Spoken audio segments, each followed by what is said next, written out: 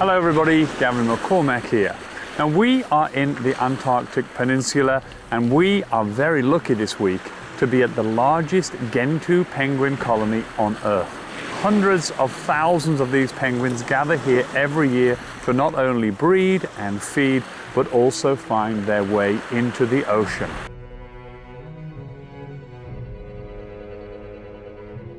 Now, during the October months, males will arrive here. They will gather a spot on the rocky outcrops up here in the mountains or low down here near the ocean. And what will happen is the males will arrive earlier to set up their nest. The females will come later on in order to find their mate. But if they can't find their mate, they will then choose an alternative. Now what you're seeing behind me are a lot of baby penguins. These baby penguins have just finished molting. They've got rid of their downy feathers and they're almost ready to take their first swim in the Great Southern Ocean.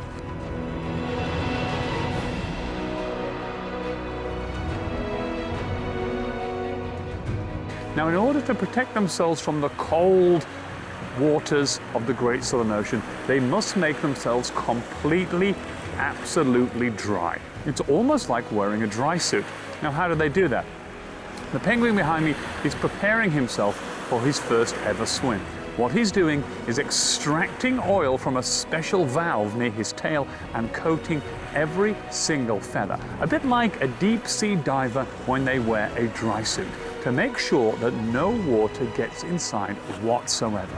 Once they're ready, they will grow some feathers on their tail, take their first dip into the ocean, and brave the perils of the Great Southern Ocean. In the Great Southern Ocean, they will find orcas, leopard seals, lots of things wanting to eat them. But penguins are extremely quick and maneuverable. This is one of their great traits.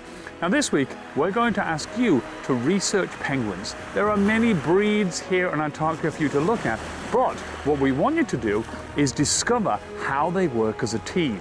You see, right now, I'm not wearing gloves, and it's quite warm here. It's about 0 degrees. But during winter, it can become minus 70 degrees with snow and winds up to 300 kilometers an hour. That's extremely cold. So how do these penguins survive? Well, they huddle together. They huddle in a very big group. In the center of that group, it's really, really warm. But on the outside, it's extremely cold. And the way they survive is by using teamwork.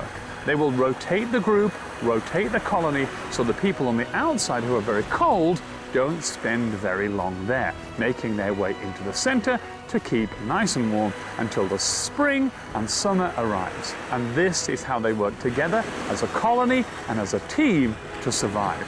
And this week, we want you to learn how penguins survive and how, if you work as a team in your class, with your friends, as your community, that big things are possible. This is Gavin McCormack in Antarctica. Goodbye.